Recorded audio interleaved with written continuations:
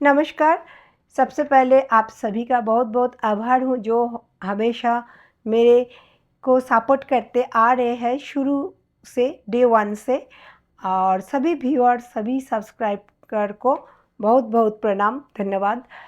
और आज का सेशन शुरू करने से पहले एक अनाउंसमेंट है। हमारे एकेडमी का न्यू एडमिशन शुरू हो गया है। क्लास स्टार्ट होगा first week of March. New techniques और एक्सपर्ट टीचिंग के साथ अगर आप अपना म्यूज़िकल जर्नी शुरू करना चाहें और कोई भी सब्जेक्ट में, कोई भी विषय में मास्टर बनना चाहे तो ज़रूर आप हमारे स्क्रीन में दिए गए ये फ़ोन नंबर से संपर्क करें या व्हाट्सएप में हाई या हेलो भेज के अपना प्रश्न पूछ सकते हैं। कोई भी क्वेरी है तो पूछ सकते हैं।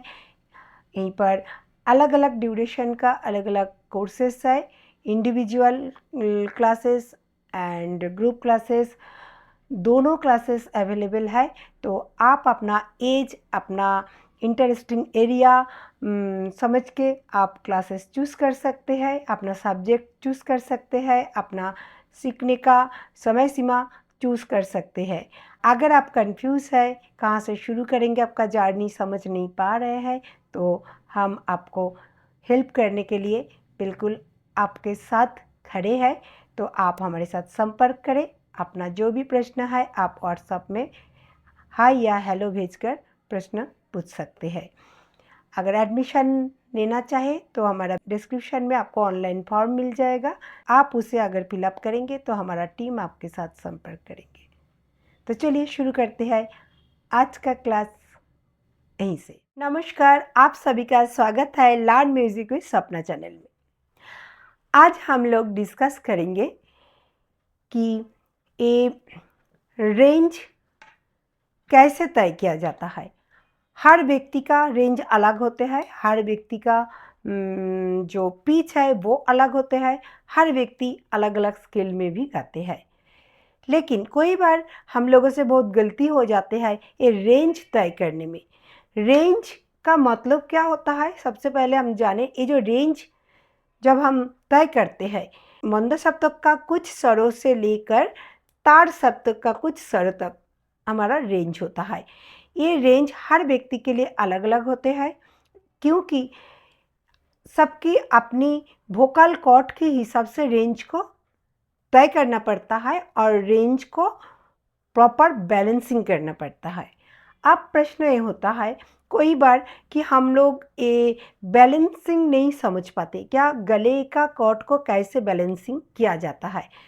आज एक तराजू के माध्यम से आप लोगों को समझाएंगे कि हमारा गले के अंदर में भी कैसे अनबैलेंस होता है और उसे हमको किस तरह बैलेंसिंग करना होता है। ठीक है, जो हमारा 3 स्केल होते हैं, जैसे हम हिंदी में मंद सप्तक, मध्य सप्तक और ताड़ सप्तक बोलते हैं, और अगर हम उसे वेस्टर्न लैंग्वेज में बोले तो हम लोअर ऑक्टेव, मिडिल ऑक्टेव और हायर ऑक्टेव बोलते हैं। तो ये जो 3 ऑक्टेव या 3 सप्तक होते हैं, मिडिल सप्तक सेंटर में होता है और वो हमारा रेंज का फाउंडेशन होता है। जो हमारा गले का जो रेंज होता है उसका बेसिक स्तंभ होता है जो बाकी दोनों सप्तक को बैलेंस करते हैं।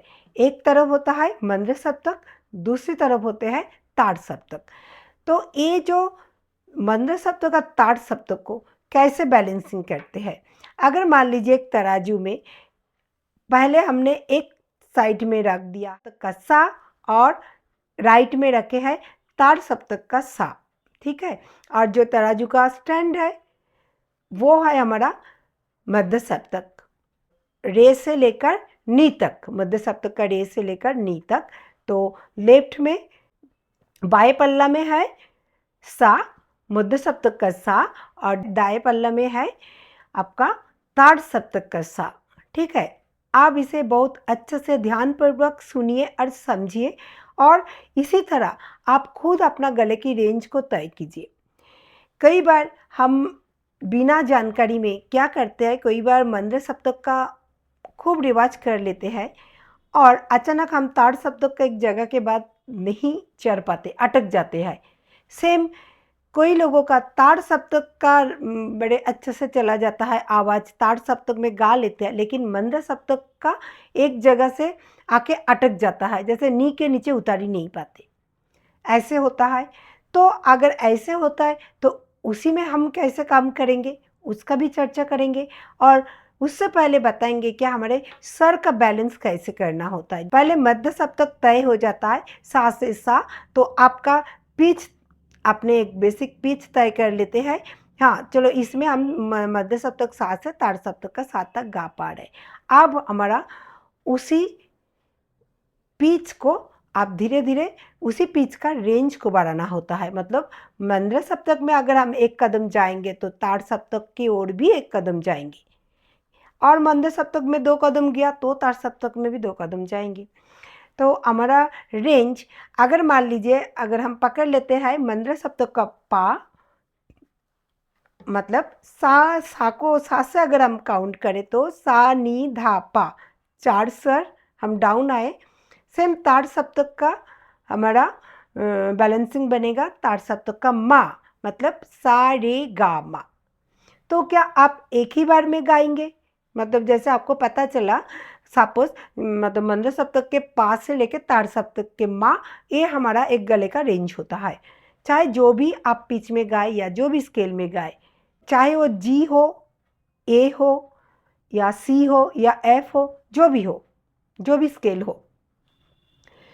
जब हम मध्य सप्तक फिक्स होने के बाद मंद्र सप्तक में आएंगे तो सबसे पहले कैसे आएंगे, हमें एक स्वर को टच करना होता है। मतलब मंद्र सप्तक को नी से लेकर ताड़ सप्तक का कहाँ तक जाएंगे, रे। तो तराजू में अभी हमने एक तरफ नी को चढ़ाएंगे और एक तरफ रे को चढ़ाएंगे, तब दोनों पल्ले बराबर होंगे। अगर मान लीजिए मैं इधर में नी को चढ़ाया और इसमें सा रह गया तो इधर का वजन नीचे हो जाएगा। मतलब आपका गले का जो रेंज है मंद्र सप्तक की ओर झुक जाएगा, ताड़ सप्तक में एक ही जगह में रहेगा। तो आपका गले का रेंज, मतलब मध्य सप्तक को इक्वली ताड़ में बढ़ाना है, इक्वली मंद्र में बढ़ाना है।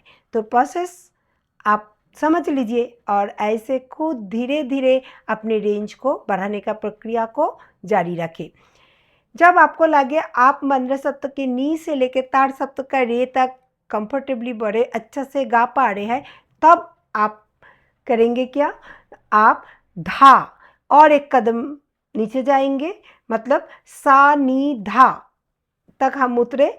सेम हम ताड़ सप्तक में जाएंगे गा, मतलब सा रे गा। अब यहीं पर नी के साथ धा को जोड़ दिया और राइट पल्ले में रे के साथ गा को जोड़ दिया। तो अब हमारा गले का रेंज क्या हो गया, मंद्र सप्तक का धा से लेकर ताड़ सप्तक का गा तक। समझ रहे हैं आप। जब आपको लगे क्या ये रेंज भी आपने कंप्लीट कर लिया, बड़े आराम से आप गा रहे हैं नीचे धा से लेकर और ताड़ सप्तक का गा तक, फिर आपका नेक्स्ट टारगेट क्या करना है, पा को टच करना है मंद्र सप्तक में। मतलब पल्ले में, तराजू के लेफ्ट पल्ले में आ जाएगा पा और राइट में आ जाएगा ताड़ सप्तक का मा। फिर आपको प्रैक्टिस करना है पा, मंद्र सप्तक के पा से लेकर ताड़ सप्तक का मा तक। ठीक है, अगर यहीं तक आप बड़े अच्छे से गा पा रहे हैं तो आप मानिए कि आपके गले के रेंज ठीक है।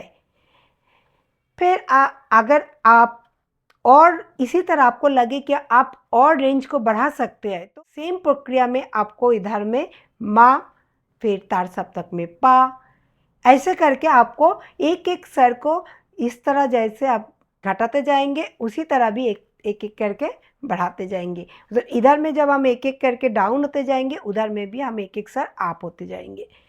तो इसी तरह हमारा गले का रेंज को तय किया जाता है।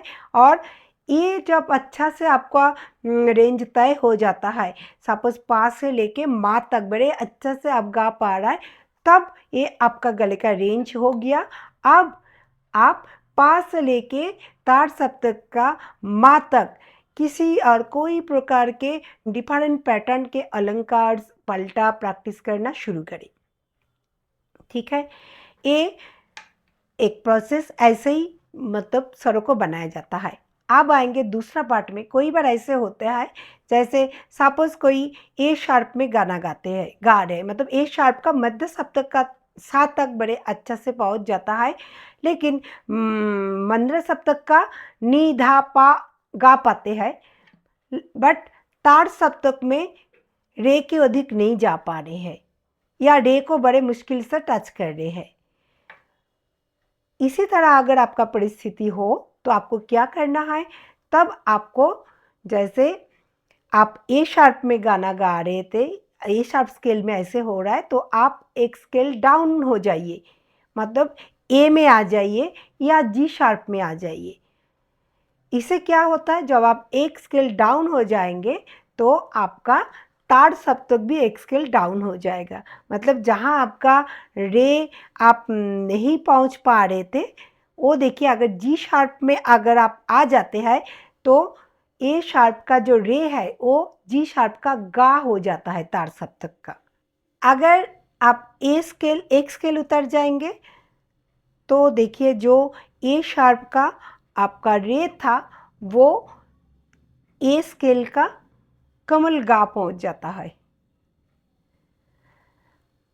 तो आप नीचे मान लीजिए ए शार्प में पा धा तक आ पा रहे हैं, तो आप जी या ए स्केल कर लेने से मंदर सप्तक में नी धा तक रोकिए तो आपका ताड़ सप्तक का रेंज बढ़ जाएगा। तो इसी तरह एक या दो स्केल को डाउन करके बड़े अच्छा से वो रेंज में आप कुछ दिनों तक प्रैक्टिस करिए, 1 महीना 2 महीना 3 महीना, फिर आप धीरे धीरे एक एक स्केल को बढ़ा के फिर अपना ओरिजिनल स्केल में वापस आने की कोशिश कीजिए, तब आप देखेंगे बड़े आसानी से वो बन जाता है।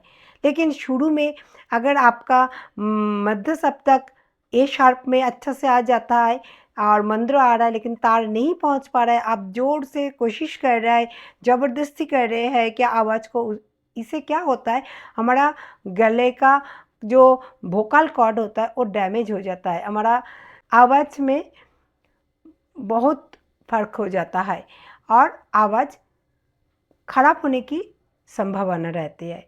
तो इसी तरह कई बार जो बिगिनर्स होते हैं एक गलतियाँ एक मिस्टेक कर लेते हैं। एक तो मैं कहूँ जब भी आप गाना सीखें सबसे पहले कोई वोकल ट्रेनर या कोई गुरु या कोई टीचर, कोई नॉलेजेबल पर्सन से आप पहले अपना सही पिच को तय कीजिए।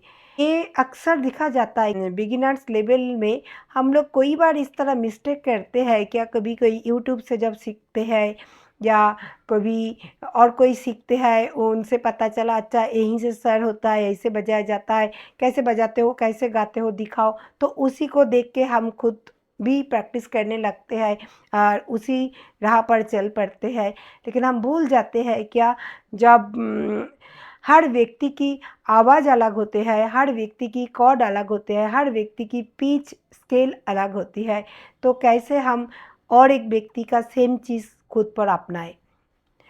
तो इसीलिए चाहे वो यंग एज ग्रुप स्टूडेंट हो और थोड़ा एज में जाके जो लोग शुरुआत करते हैं, तो मैं सभी से अनुरोध करूँगी कि आप जब भी शुरू करें प्रॉपर एक गाइडेंस से एटलीस्ट बेसिक 6 महीना किसी के गाइडेंस में सीखिए, बेसिक चीज़ को समझ लीजिए, फिर आगे आपको जो भी अच्छा लगे आप उस पर आगे बढ़िए, गाना गाइए या कैराको में गाना है वो गाइए, जो भी आपको करना है। लेकिन ये बेसिक चीज़ एटलीस्ट मिनिमम 6 महीना धैर्यपूर्वक अच्छा से आप बेसिक फंडामेंटल नॉलेज को थोड़ा स्ट्रॉन्ग कर लेंगे और बेसिक टर्म्स और चीज़ों को समझ जाएंगे, तो आपका आगे म्यूज़िकल जर्नी बहुत ही स्मूथ रहेगा और बहुत ही एक सरल पथ महसूस होगा, आपको उतना कठिनाई फेस नहीं करना पड़ेगा।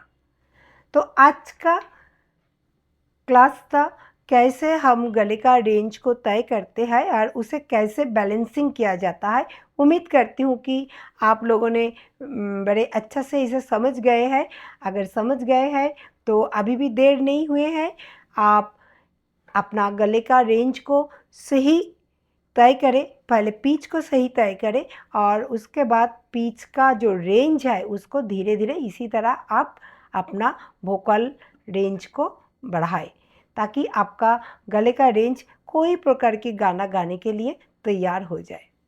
अगर ये वीडियो अच्छे लगे तो ज़रूर आपका प्यार और आशीर्वाद मेरे तक पहुंचाइए और अच्छा रहिए, खुश रहिए, स्वस्थ रहिए। फिर मिलेंगे अगले एपिसोड में।